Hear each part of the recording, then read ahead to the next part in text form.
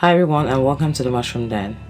So today I'm going to show you how to make your sweet potatoes go from this to this. And from there, the possibilities are endless when it comes to ways to include these sweet potato balls in recipes.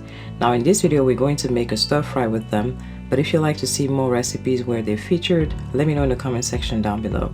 In the meantime, let's go ahead and peel, wash, and slice our sweet potatoes in about ½ inch thick.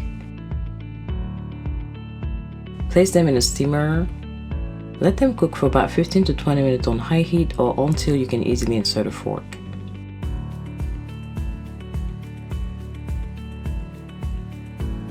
Then transfer them into a mixing bowl. Mash them until smooth. Then add the salt and pepper, garlic powder, and paprika. Stir until well combined. Then add the cornstarch, which is what's going to give us that dough-like consistency.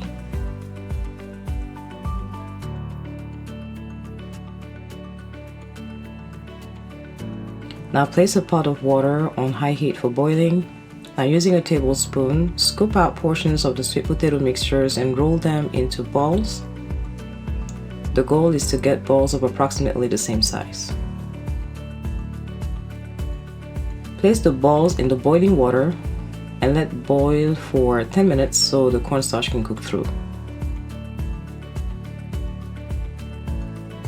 Drain them in a strainer and set them aside. Now let's prepare the ingredients for our stir fry, and we're just going to chop our onions, garlic, some bell peppers,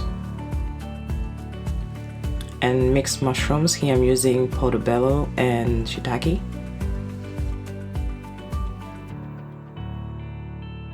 You can also prep some green onion for garnish. Next, onto the stir fry sauce. Add some soy sauce, dark soy sauce, some agave syrup, the juice of ½ a lemon. You want to mix everything through and the sauce is ready. Now onto a skillet on medium heat, drizzle some olive oil, and let's toast our sweet potato balls. Now you want to stir fry for about 5 to 7 minutes until golden brown and slightly crispy on all sides.